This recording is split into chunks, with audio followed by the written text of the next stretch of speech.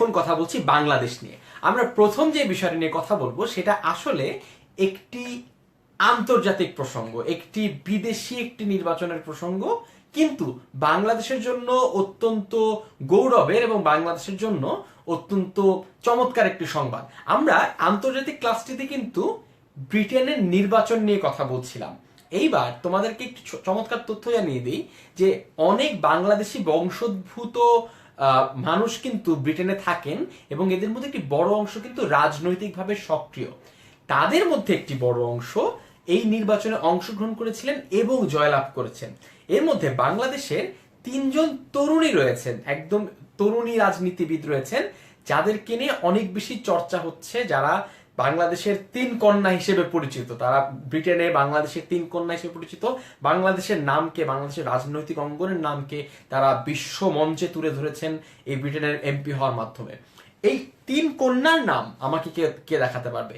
3জন বাঙালি নারী, যারা অর্থাৎ বাংলাদেশি বংশোদ্ভূত নারী, যারা ব্রিটেনের হাউস অফ কমন্সে এমপি হবার গৌরব অর্জন করেছেন, অর্থাৎ 3 কন্যা।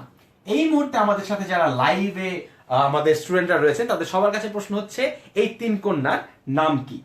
400 জন বন্ধু ইতিমধ্যে আমরা পেয়ে গিয়েছি। আমরা ফিরে পেতে চাই সেই সকল 600-700 বন্ধুকে। তাই 400 বন্ধুর কাছে অনুরোধ জানাবো, ভিডিওটি শেয়ার করো, প্রত্যেক বন্ধুকে ফিরিয়ে আনো তোমার ক্লাসটিতে। কামরুল ইসলাম একটি সঠিক উত্তর দিয়েছেন। হ্যাঁ, সবাই টিউলিপ সিদ্দিকীর কথা লিখছেন। হ্যাঁ, আরো সঠিক উত্তর দেখতে পাচ্ছি। তারেক হোসেনের উত্তর চমৎকার হয়েছে, ভেরি গুড। হ্যাঁ, ভেরি গুড। হ্যাঁ, তারেকের প্রত্যেকটি উত্তর সঠিক। আজকে তারেক হোসেন দুর্দান্ত পারফর্ম করছে, বাকিরাও টক্কর দিচ্ছে। আজকে রীতিমতো দুর্দান্ত কম্পিটিশন, এবং কম্পিটিশনই কিন্তু আমাদেরকে গ্রোথের দিকে নিয়ে যাবে। আমি আবারও বরাবরের মতো তারেকের অ্যান্সারগুলি একটু কপি করবার চেষ্টা করি। প্রথম নামটি হচ্ছে রূপা হক, এরপরের নামটি হচ্ছে টিউলিপ সিদ্দিক। আমরা সবাই জানি যে এই নামটা আমাদের জন্য একটু বিশেষ, এবং আরেকটি নাম হচ্ছে রুশনারা আলী। যদি আমরা সবাই জানি, তবুও তোমাদের কাছে প্রশ্ন রাখি, এই নামটি কেন আমাদের জন্য একটু স্পেশাল? আমাদের এই নামটির স্পেশালিটিটা কি, এইটা আমাদেরকে যদি একটু কেউ জানাতে পারো। সবাই টিউলিপ সিদ্দিকের কথা লিখছেন। হ্যাঁ, শাহাদাত জুহাসের উত্তর সঠিক, নূর দৃষ্টির উত্তর সঠিক, আব্দুল্লাহ মামুনের উত্তর সঠিক। হ্যাঁ, সবার উত্তরই সঠিক হচ্ছে। অদিত্য দত্ত বলছেন উনি ক্যাবিনেট মেম্বার, অবশ্যই। হ্যাঁ, আহমেদ আদিব আরাফ সঠিক উত্তর দিয়েছে। টিউলিপ সিদ্দিক উনি যিনি রয়েছেন, উনি বঙ্গবন্ধু শেখ মুজিবুর রহমান, আমাদের মহান জাতির পিতা, উনার নাতনি, অর্থাৎ তিনি উনার কন্যার কন্যা, অর্থাৎ আমরা শেখ রেহানাকে সবাই চিনি, উনি শেখ রেহানার একজন কন্যা। অর্থাৎ টিউলিপ সিদ্দিক বাংলাদেশের রাজনৈতিক অঙ্গনকে অনেকভাবে গর্বিত করেছেন এই হাউস অফ কমন্সে নির্বাচিত হবার মাধ্যমে। এইবার আমরা আস্তে আস্তে বাংলাদেশের অন্যান্য কিছু অঙ্গনে কোথায় কোথায় কি ধরনের প্রোগ্রেস হয়েছে, বাংলাদেশের এমন কি অ্যাচিভমেন্ট রয়েছে যা আমার আপনার বাংলাদেশের নাগরিক হিসেবে জানা উচিত এবং সাধারণ জ্ঞানে পরীক্ষার জন্য জানা উচিত, সেই জায়গাগুলি একটু দেখে নিব। আমরা একটু তারিখগুলি যদি ফলো করতে পারি তাহলে কিন্তু আমাদের জন্য ভালো হয়, কারণ তারিখ অনেক সময় ইম্পর্টেন্ট। বাংলাদেশের খুব সম্প্রতি, আপনারা খেয়াল করবেন যদি 10 মিনিট স্কুলে রেগুলার ফলোয়ার হন, আমি খুব সম্প্রতি একটি কালো গাউন পরে, মাথায় একটি হ্যাট পরে 10 মিনিট স্কুলে লাইভে অ্যাপিয়ার করেছিলাম। সেটি ছিল সমাবর্তন, অর্থাৎ ঢাকা বিশ্ববিদ্যালয়ের সমাবর্তন। এটি একটি বিশেষ সমাবর্তন। এটি হয়েছিল 4 মার্চ তারিখে। এটি বিশেষ, তার কারণ হচ্ছে, কারণটি আপনারাই আমাকে বলুন। প্রশ্ন হচ্ছে এটি কত নম্বর সমাবর্তন? ঢাকা বিশ্ববিদ্যালয়ে যারা পরীক্ষা দিবেন তাদের জন্য খুব ইম্পর্টেন্ট। 4 মার্চ 2017 সালে ঢাকা বিশ্ববিদ্যালয়ে কততম সমাবর্তন অনুষ্ঠিত হয়? সবার কাছে প্রশ্নটির উত্তর জানতে চাচ্ছি। আমাকে অনেকেই হার্ট রিয়াক্টস, লাইক, কেউ কেউ আবার অ্যাংরি দিচ্ছেন। Thank you so much. আপনাদের প্রত্যেকের উপস্থিতি আমি সাদরে গ্রহণ করি। সবাইকে অসংখ্য ধন্যবাদ জয়েন করবার জন্য। শেয়ার করতে ভুলবেন না ক্লাসটি। আচ্ছা, একজন বলছে 96তম, আহমেদ আদিব আরাফ বলছে 50, মায়েশা বলছে 50, অনন্য বলছে 50। ভেরি গুড, এই উত্তরটি সঠিক। এটি সমাবর্তনের গোল্ডেন জুবলি, অর্থাৎ 50তম। এই যে 50তম সমাবর্তন, এই 50তম সমাবর্তনে অংশগ্রহণ করবার সৌভাগ্য হয়েছিল আমার, এবং এটি আমার জীবনের অন্যতম বড় স্মৃতি হয়ে থাকবে। আপনাদেরকে সবসময় যেই তথ্যগুলো মনে রাখতে হবে যে এই বিশেষ করে ঢাকা বিশ্ববিদ্যালয় পরীক্ষার জন্য কততম সমাবর্তন, সেখানে বক্তা কে ছিলেন, এগুলো কিন্তু অনেক বেশি ইম্পর্টেন্ট। আপনাদের কাছে পরবর্তী প্রশ্ন, এই সমাবর্তনে অবশ্যই রাষ্ট্রপতি তো অবশ্যই ছিলেন, যেহেতু তিনি চ্যান্সেলর। আপনাদের কাছে অন্য প্রশ্নটি হচ্ছে, এই সমাবর্তনে যে বিশেষ আমন্ত্রিত বক্তা থাকেন, কিনোট স্পিকার যাকে বলা হয়, সেই কিনোট স্পিকার কে ছিলেন? আমি সবার উত্তরের জন্য কিন্তু অপেক্ষা করব, যে আমি সবার কাছ থেকে কিনোট স্পিকারের নামটি জানতে চাই। কনভোকেশন স্পিকার বলা হয় অনেক সময়, তাকে কমেন্সমেন্ট স্পিকার বলা হয়। লিটন আহমেদ মিরন বলছেন হামিদ না, আমাদের প্রেসিডেন্ট সাহেব কিন্তু কিনোট স্পিকার ছিলেন না, তিনি যেহেতু চ্যান্সেলর হিসেবে তিনি সেখানটাতে উপস্থিত ছিলেন।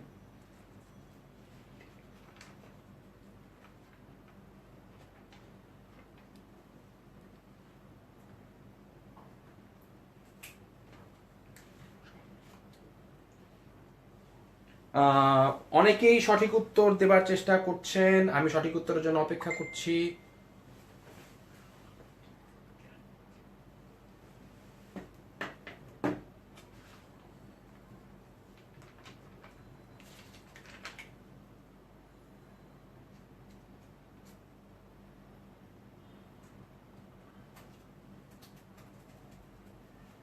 হ্যাঁ, আমি কয়েকজনের কাছ থেকে সঠিক উত্তর পেয়ে গিয়েছি ইতিমধ্যে।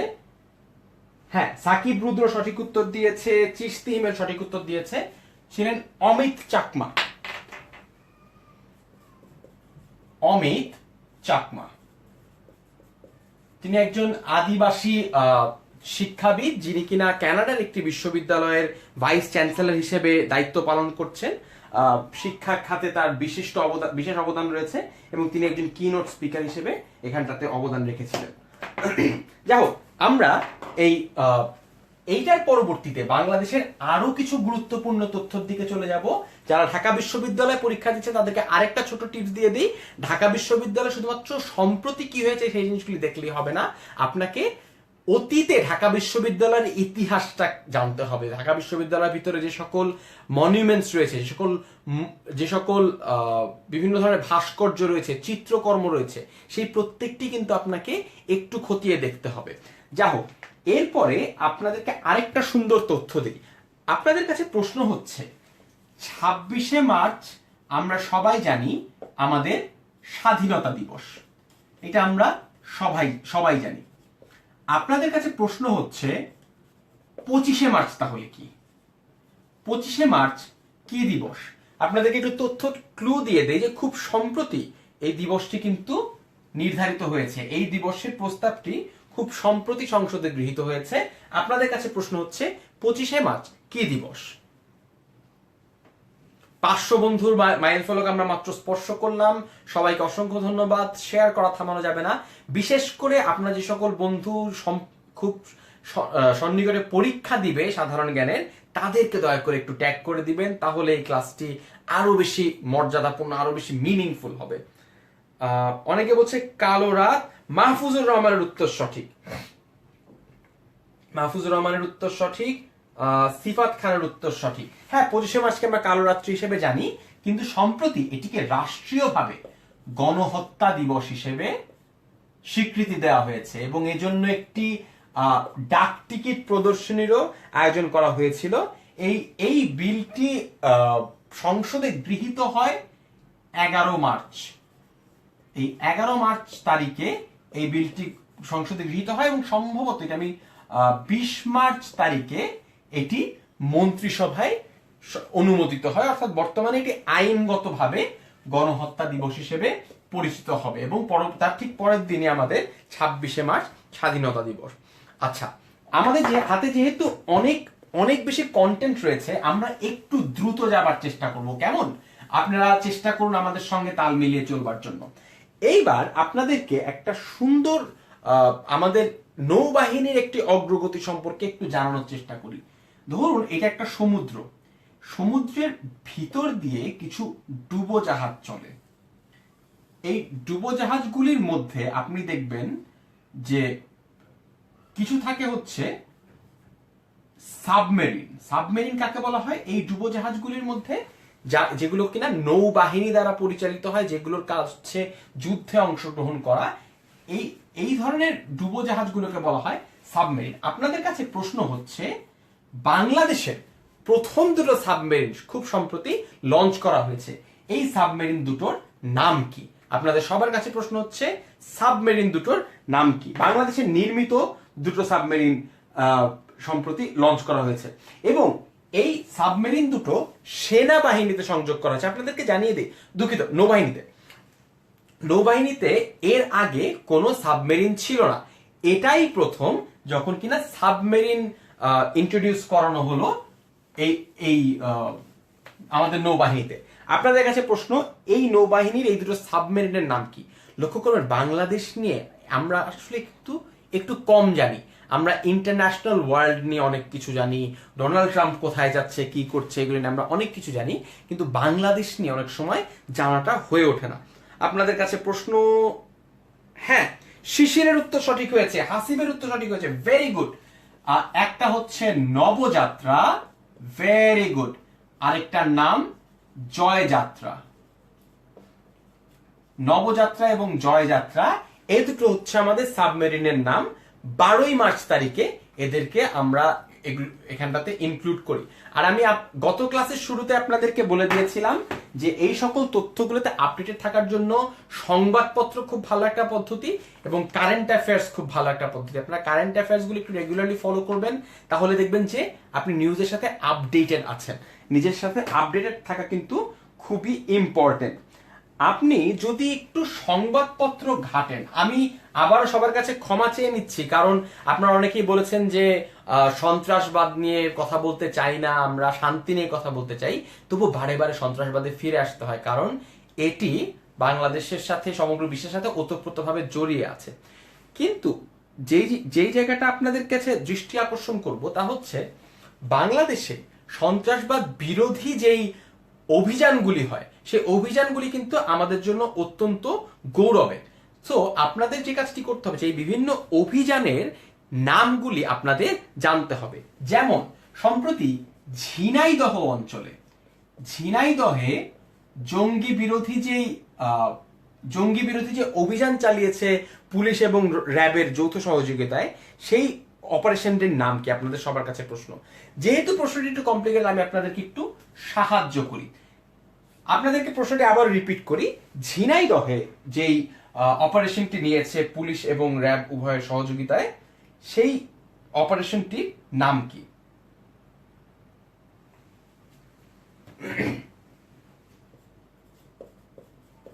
Operation shuttle split. Operation shuttle split, এইটা হচ্ছে ঝিনাইদহের সেই অপারেশনটির নাম। আমরা খুব সম্প্রতি আমাদের হোলি আর্টিজানে যে ভয়াবহতম সন্ত্রাসী কর্মকাণ্ডটি হয়ে গিয়েছিল 2016 সালে, সেটির 1 বছর পার করলাম। আপনাদের কাছে প্রশ্ন হচ্ছে, হোলি আর্টিজানে আমরা যেই অপারেশনটি চালিয়েছিলাম আমাদের বন্দীদেরকে মুক্ত করবার জন্য, সেই অপারেশনটির নাম কি? কারণ এখন যেহেতু টেরোরিজম নিয়ে অনেক আলোচনা হচ্ছে, এই নামগুলো জানা কিন্তু আমাদের জন্য খুবই গুরুত্বপূর্ণ। তাই আপনাদের কাছে পরবর্তী প্রশ্ন, যে হোলি আর্টিজানে যে অপারেশনটি হয়েছে, সেই অপারেশনটির নাম কি?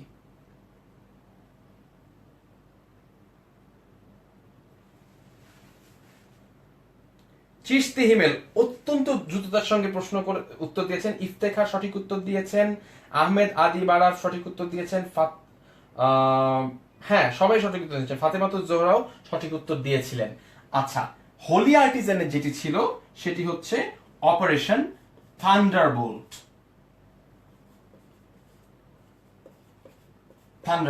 Operation Thunderbolt. ওই অপারেশনটির কারণে অনেক জিম্মি কিন্তু সেখান থেকে বেরিয়ে আসতে পেরেছেন। হয়তো আমরা তখন অতটা প্রিপেয়ার্ড ছিলাম না, আমাদের ল এনফোর্সমেন্ট এজেন্সি, তাই আমরা সবাইকে জীবিত অবস্থায় বের করতে পারিনি। কিন্তু বাংলাদেশ কিন্তু জঙ্গি অবস্থা মোকাবেলায় দিন দিন আরো বেশি সক্ষম হয়ে উঠছে, আরো বেশি শক্তিশালী হয়ে উঠছে। জঙ্গিবাদের বিরুদ্ধে যে লড়াই চলছে সে লড়াই আমরাই জিতবো, বাংলাদেশে জিতবে। যা হোক, এর পরবর্তীতে যে টপিকটিতে যেতে চাই তা হচ্ছে স্যাটেলাইট। অর্থাৎ বাংলাদেশ এখন আর শুধুমাত্র বাংলাদেশের ভিতরে আটকে নেই, আমরা তৈরি করছি স্যাটেলাইট। আপনারা জানলে অনেক খুশি হবেন যে খুব সম্প্রতি প্রথম বাংলাদেশে তৈরি ন্যানো স্যাটেলাইট উৎক্ষেপণ করা হয়েছে। অর্থাৎ আমরা মহাকাশে প্রথম বাংলাদেশে তৈরি ন্যানো স্যাটেলাইট প্রেরণ করেছি। আপনাদের কাছে প্রশ্ন, এই ন্যানো স্যাটেলাইটের নাম কি? অর্থাৎ কোন ন্যানো স্যাটেলাইটকে আমরা মহাকাশে প্রেরণ করেছি তা আপনারা আমাকে কমেন্ট করে জানান। দেখি আমার কোন বন্ধুরা। হ্যাঁ, আয়েশা সঠিক উত্তর দিয়েছে, তবু আংশিক, কিছুটা আংশিক। হ্যাঁ, শান্তার উত্তর সঠিক হয়েছে, ভেরি গুড। হ্যাঁ, এটার নাম হচ্ছে ব্র্যাক অন্বেষা। ব্র্যাক বিশ্ববিদ্যালয়ের সহযোগিতায় তৈরি করা একটি স্যাটেলাইট, এটিকে প্রেরণ করা হয়। পাশাপাশি আমি আপনাদেরকে আরেকটি চমৎকার তথ্য জানিয়ে দিতে চাই, তা হচ্ছে ডিসেম্বর মাসে বাংলাদেশের নিজস্ব একটি স্যাটেলাইট, অর্থাৎ একটি পূর্ণাঙ্গ স্যাটেলাইট প্রেরণ করা হবে মহাকাশে। সেটি বাংলাদেশের নিজস্ব স্যাটেলাইট, ডিসেম্বর মাসে এটি করা হবে। আপনাদের কাছে আবারও প্রশ্ন, এই স্যাটেলাইটটির নাম কি? ডিসেম্বর মাসে আমরা যেই পূর্ণাঙ্গ স্যাটেলাইটটি প্রেরণ করব বাংলাদেশের, সেই স্যাটেলাইটটির নাম কি? আমরা মাত্র 600 জন বন্ধুর যে ল্যান্ডমার্ক সেটিকে ক্রস করেছি।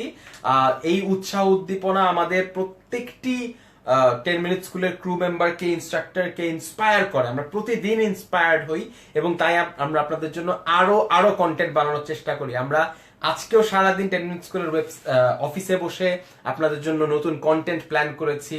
ওয়েবসাইটে আরো অনেক নতুন কন্টেন্ট আসবে ইনশাআল্লাহ, এবং আশা করছি যে আপনাদের সবার জন্য সেটি অনেক কার্যকর হবে। হ্যাঁ, তারেক হোসেনের উত্তর সঠিক হয়েছে, অনেকের উত্তরই সঠিক হয়েছে। ডিসেম্বর মাসে আমরা যেটিকে প্রেরণ করব তার নাম হচ্ছে বঙ্গবন্ধু 1। জাতির পিতা বঙ্গবন্ধু শেখ মুজিবুর রহমানকে আরো একটি ট্রিবিউট দেবার চেষ্টা আমাদের।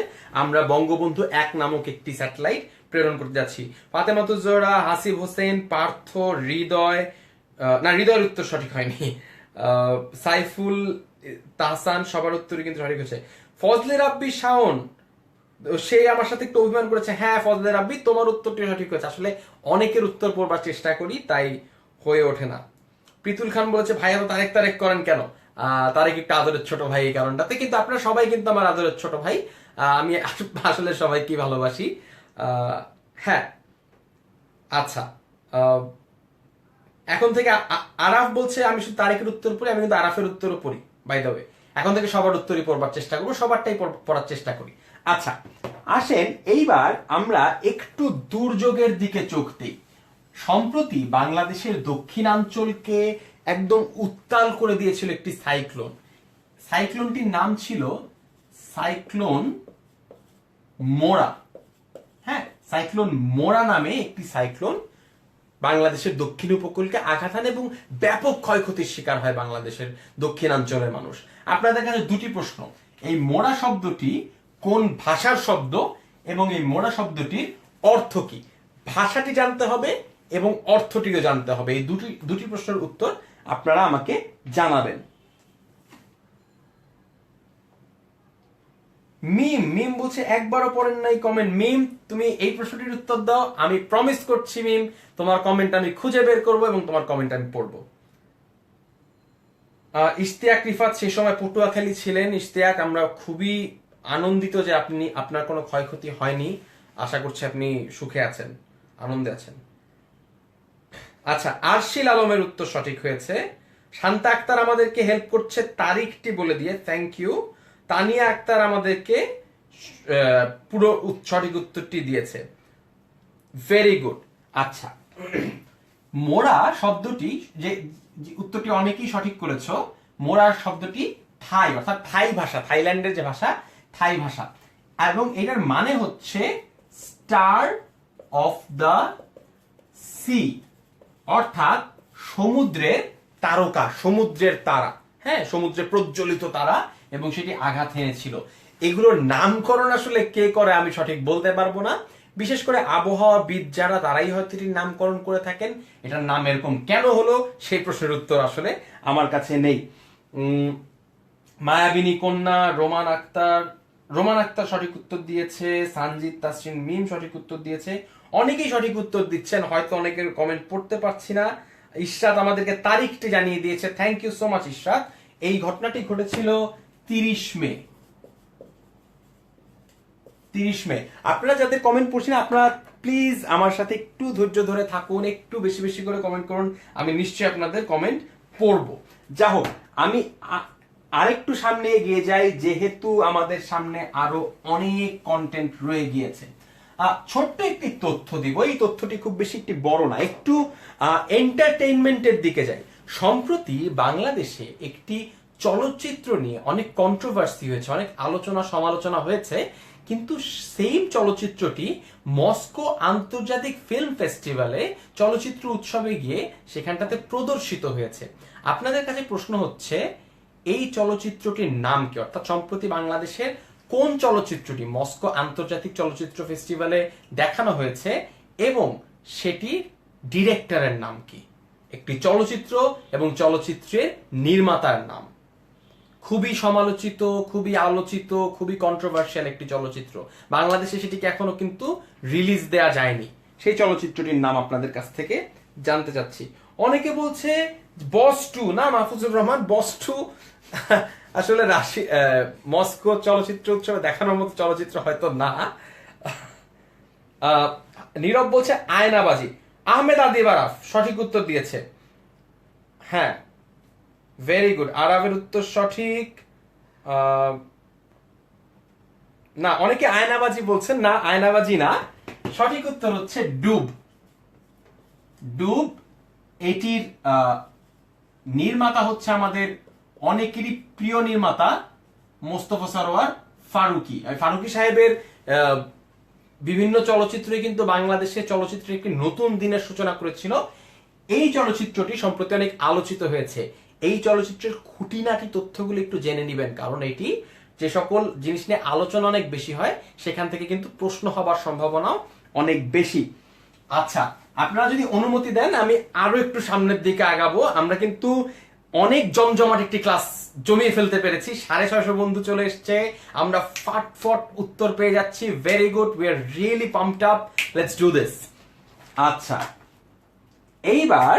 এইবার হচ্ছে একটু 10 মিনিট স্কুলের নিউজ দেই আপনাদেরকে। এইবার যে তথ্যটা দিব বা যেটা নিয়ে আলোচনা করব, সেটার সাথে 10 মিনিট স্কুলও অনেক বেশি অ্যাসোসিয়েটেড। আচ্ছা, বাংলাদেশের প্রথম ডিজিটাল আইল্যান্ড তৈরি হয়েছে, অর্থাৎ একটি দ্বীপ রয়েছে, সেই দ্বীপকে দেশের প্রথম ডিজিটাল আইল্যান্ড হিসেবে ঘোষণা করা হয়েছে। সেখানটাতে বিভিন্ন ধরনের ইন্টারনেটের মাধ্যমে সেখানে চিকিৎসা, শিক্ষা, স্বাস্থ্য, বিভিন্ন ধরনের সেবা দেবার চেষ্টা করা হচ্ছে। এবং তোমরা জানলে খুশি হবে যে সেই সেবাগুলোর মধ্যে 10 মিনিট স্কুল একটি। তোমাদের কাছে প্রশ্ন হচ্ছে, সেই দ্বীপটি কোনটি? অর্থাৎ দেশের প্রথম ডিজিটাল দ্বীপ কোনটি? আমি ততক্ষণে তারিখটি বলে দিই। এটি উদ্বোধনের তারিখ ছিল 27 এপ্রিল। 27 এপ্রিলে এই জিনিসটি উদ্বোধন করা হয়েছে। তোমাদের কাছে প্রশ্ন হচ্ছে, এই দ্বীপটির নাম কি? চিশতি হিমেল, ফাতেমাতুজ জোহরা সঠিক উত্তর, ইশরাত জাহান সঠিক উত্তর, সাফায়েত ইসলাম অনন্য সঠিক উত্তর, নাসির সঠিক উত্তর, অনেকেই সঠিক উত্তর দিয়েছেন। এই জিনিসটির নাম হচ্ছে মহেশখালী, কক্সবাজারের ওখানটাতে রয়েছে মহেশখালী। এটি হচ্ছে দেশের প্রথম ডিজিটাল আইল্যান্ড। এবং এই 27 এপ্রিল তোমরা জানলে অনেকেই খুশি হবে, যখন এটি উদ্বোধন হয় তখন কিন্তু মাননীয় সরকারের পক্ষ থেকে আমাদেরকে সরকারের পক্ষ থেকে 10 মিনিট স্কুলকে সেখানটাতে আমন্ত্রণ জানানো হয়। এবং 10 মিনিট স্কুল এই ডিজিটাল আইল্যান্ডের এই উদ্যোগের সাথে যুক্ত। অর্থাৎ আগামী বছরের 30 জুন নাগাদ এই প্রকল্প যখন শেষ হবে, ততক্ষণে কিন্তু এই 10 মিনিট স্কুল সার্ভিস এখানটাতে পৌঁছে যাবে। অর্থাৎ তুমি যদি 10 মিনিট স্কুলকে এগিয়ে যেতে সাহায্য করো, তাহলে তুমি মহেশখালীর পর্যন্ত 10 মিনিট স্কুলকে পৌঁছতে সাহায্য করবে, মানুষকে, সেখানকার সাধারণ শিক্ষার্থীদেরকে কোয়ালিটি এডুকেশন পেতে সাহায্য করবে। এবং সেই কাজটি করতে হলে এই ভিডিওটা শেয়ার করতে হবে। 10 মিনিট স্কুলের ভিডিও যত বেশি শেয়ার করবে, আমরা তত বেশি মানুষের কাছে পৌঁছে যেতে পারবো, কোয়ালিটি এডুকেশন পৌঁছে দিতে পারবো। মহেশখালী ডিজিটাল আইল্যান্ডের কাজ যে প্রকল্প, সেটি আগামী বছর 30 জুন নাগাদ শেষ হবে। ক্লাসের অর্ধেক সময় পার হয়ে গিয়েছে। বন্ধুরা এতক্ষণ আমাদেরকে শেয়ার করে সাপোর্ট করেছো, please keep the shares going on. আপনারা শেয়ার করলেই আরো বেশি মানুষ দেখতে পারবে। Thank you. এইবার আরো কিছু জটিল বিষয় আমার কাছে আছে আপনাদের কাছে। এবার একটু আন্তর্জাতিক প্রসঙ্গে আসি, কারণ বাংলাদেশ এটার সাথে খুব বেশি জড়িত। আপনাদের কাছে প্রশ্ন হচ্ছে, আমি একটি শব্দ লিখব, ব্রিক্স, BRICS। আপনাদের কাছে প্রশ্ন হচ্ছে এই শব্দটার অ্যাব্রিভিয়েশন কি? হ্যাঁ, এই শব্দটার পূর্ণ নামটা কি হবে? মাসুম পারফেজ শেয়ার করেছে, গালিব শেয়ার করতে বলছে, thank you so much Ghalib.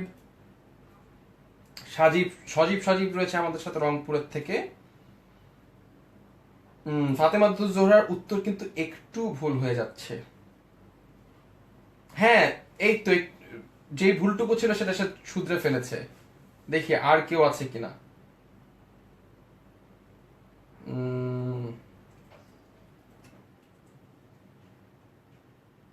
হ্যাঁ, সাইফুল ইসলাম তাহসান একটা চমৎকার তথ্য দিয়েছেন যে বাংলাদেশের সরকারের এই আইসিটি বিষয়ক প্রতিমন্ত্রী জুনায়েদ আহমেদ পলক স্যার, উনি এই মহেশখালীর উদ্যোগটির পিছনে একটি বড় ভূমিকা পালন করেছিলেন। বেসিক্যালি উনার উদ্যোগের কারণে 10 মিনিট স্কুল এটির অংশ হতে পেরেছে।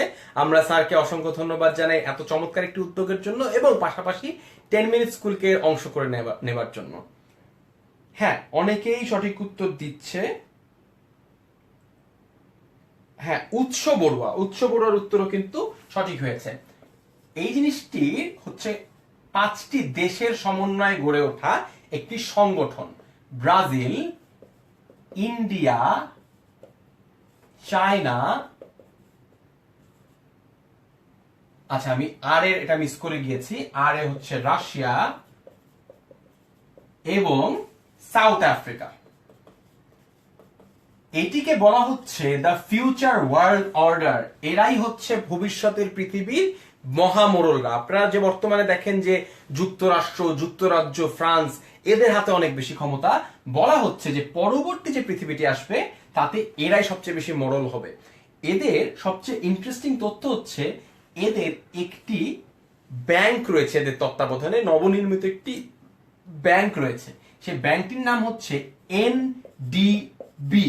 আপনাদের কাছে প্রশ্ন হচ্ছে এনডিবির পূর্ণ নাম কি? এনডিবি বলতে কি বোঝানো হয়?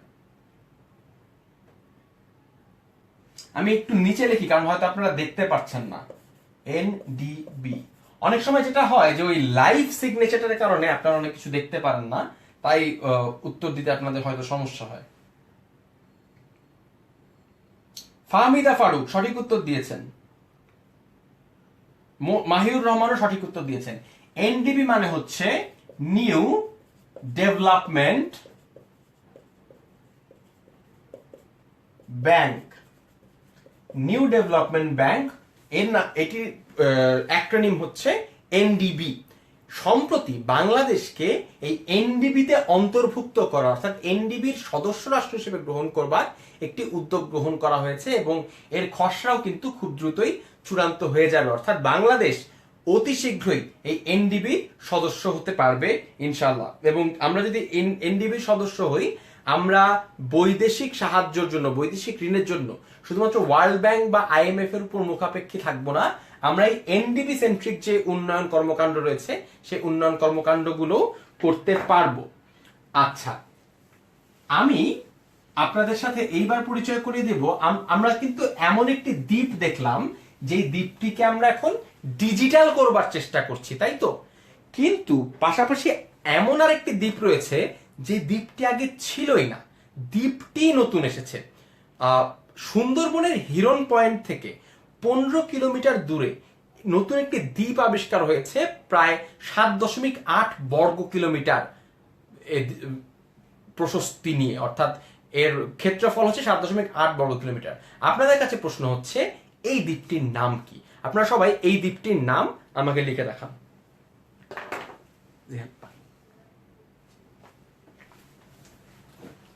আমি সবার কাছ থেকে উত্তর চাই যে এই দ্বীপটির নাম কি? 30 মিনিট হয়ে গিয়েছে আমাদের ক্লাসটিতে, আমরা অর্ধেকটা সময় পার করে এসেছি। আপনারা সবাই চমৎকার ভাবে পার্টিসিপেট করেছেন, কমেন্ট করেছেন, শেয়ার করেছেন, অসংখ্য ধন্যবাদ।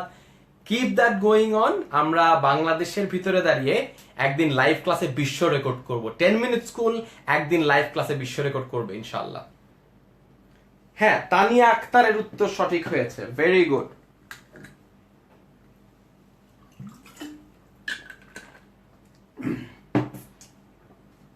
আচ্ছা, নতুন যে দ্বীপটি আবিষ্কৃত হয়েছে তার নাম হচ্ছে বঙ্গবন্ধু দ্বীপ। এই বঙ্গবন্ধু দ্বীপটি ঢাকা বিশ্ববিদ্যালয়ের ভূগোল বিভাগের বেশ কিছু শিক্ষক মিলে গবেষণা করে সেখানটা থেকে আবিষ্কার করেছেন, এবং সম্প্রতি তারা সেখানটাতে সরাসরিভাবে গিয়েছিলেন এবং গিয়ে সেখান থেকে তারা 26শে মে তাদের গবেষণার যে ফলাফল রয়েছে সেই ফলাফলটি প্রকাশ করেন, এবং ফলাফলে দেখা গিয়েছে যে বঙ্গবন্ধু দ্বীপ ভবিষ্যতে একটি আমাদের পর্যটনের জন্য একটি বড় কেন্দ্র হিসেবে গড়ে উঠতে পারে। এটি একটি অত্যন্ত সম্পদশালী দ্বীপ, সেখানটাতে প্রাণের স্পর্শ রয়েছে, একটি চমৎকার একটি দ্বীপ, হয়তো ভবিষ্যতে সেখানটাতে আবাসস্থল আমরা গড়ে তুলতে পারি। ইশতিয়াক রিফাত সবার আগে উত্তর দিয়েছে। ইশতিয়াক রিফাত, আপনার সঠিক উত্তর আমি আবারও অ্যাকনলেজ করছি। হ্যাঁ, আমরা বঙ্গবন্ধু শেখ মুজিবুর রহমানকে আরো একটি জায়গায় ট্রিবিউট দেবার চেষ্টা করছি, যেখানটাতে একটি দ্বীপের নামকরণ করা হয়েছে তার নামে। এইবার আমরা কিছুদিন আগে এপ্রিল মাসের শুরুতে আপনারা হয়তো অনেকেই খেয়াল করেছেন যে 5 দিন যাবত বাংলাদেশে ঢাকা শহরে অনেক বেশি ট্রাফিক জ্যাম ছিল। যারা ঢাকায় থাকেন তারা জানেন যে 1 থেকে 5 অনেক বেশি ট্রাফিক জ্যাম ছিল ঢাকা শহরে। এর কারণ জানেন, বাংলাদেশে একটি সম্মেলন হচ্ছিল। আপনাদের কাছে প্রশ্ন হচ্ছে সম্মেলনটির নাম কি, কোন সম্মেলন হচ্ছিল, এবং দয়া করে একটু পূর্ণ নামটা জানাবেন। এইবার দেখি কারা সবার আগে উত্তর দেয়। এবার যারা আগে উত্তর দিবে তাদের উত্তর পড়ব, প্রমিস। ঢাকা শহরে যে সম্মেলনটি হয়েছিল সেই সম্মেলনটির নাম কি? আহমেদ আদিব আরব সবার আগে উত্তর দিয়েছে, ভেরি গুড। আদিব, তুমি দয়া করে একটু পুরা নামটা লিখো। আইপিইউ সম্মেলন। এই আইপিইউর পূর্ণ নামটা কাইন্ডলি কেউ আমাকে একটু লিখে দেখান দেখি। এইটা কে আগে বলে সবার? ইশরাত জাহান বলেছে, হ্যাঁ, ইশরাত জাহান 136তম এই তথ্যটি আমাদের দিয়েছে। আহমেদ আদিব আরাফ আবারও সঠিক উত্তর দিয়েছে, সেটি হচ্ছে inter parliamentary union. Inter parliamentary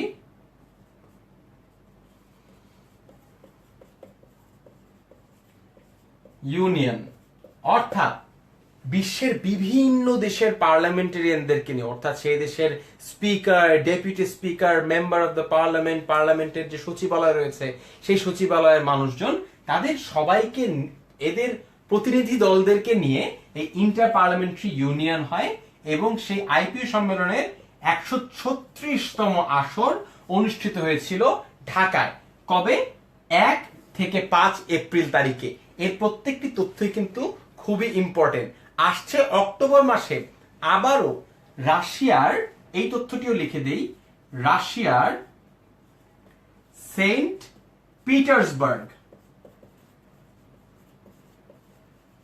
এইখানটাতে 137তম আসরটি কিন্তু আয়োজিত হবে।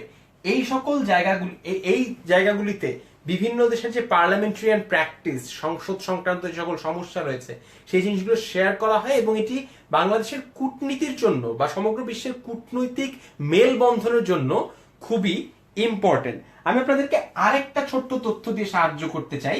এই যে ঢাকার 136তম যে সম্মেলন, এই সম্মেলনকে বলা হচ্ছে সবুজ সম্মেলন। সবুজ সম্মেলন কেন?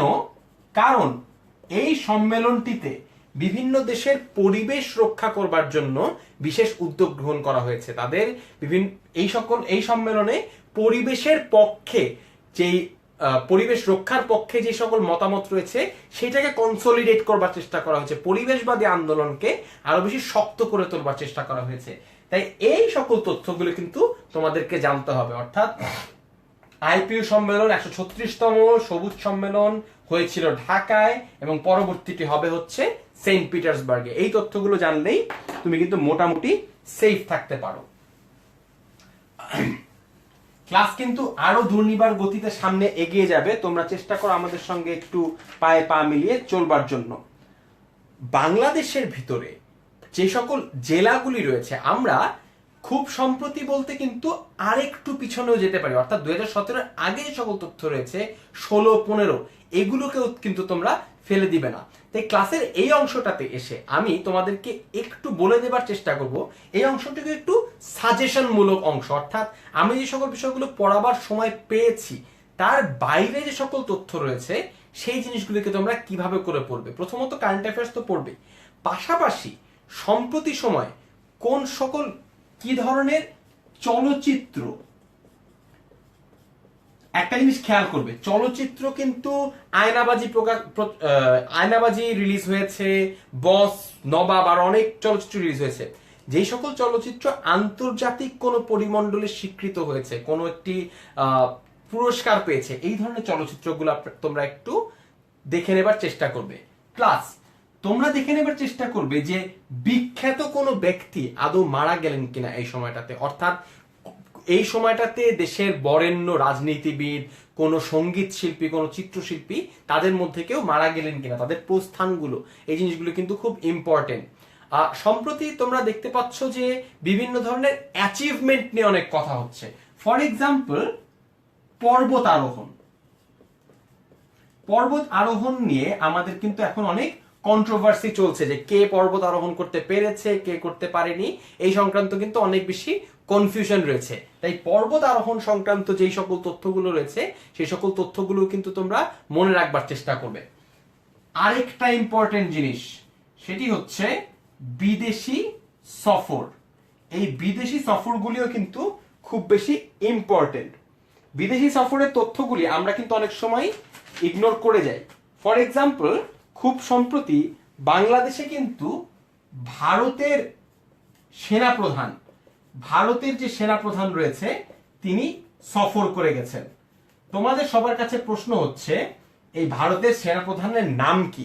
একটা জিনিস মনে রাখবে যে ভারতের সেনাপ্রধান বাংলাদেশে সফর করে গেছেন তার মানে হচ্ছে উনার নাম, ধাম, পরিচয় প্রত্যেকটি তথ্যই কিন্তু অনেক ইম্পর্টেন্ট। যেই সকল বৈদেশিক অতিথি বাংলাদেশে আগমন করেন সেই সকল দেশের সাথে বাংলাদেশের সম্পর্ক কেমন, এই তথ্যগুলো ইম্পর্টেন্ট হয়ে যায়। ওই ব্যক্তিটির বিভিন্ন ব্যক্তিগত তথ্য কিন্তু ইম্পর্টেন্ট হয়ে যায়। তোমাদের কাছে তাই আমার পরবর্তী প্রশ্ন যে এই ভারতের সেনাপ্রধানের নাম কি? রিয়াজুল ইসলাম সঠিক উত্তর দিয়েছে।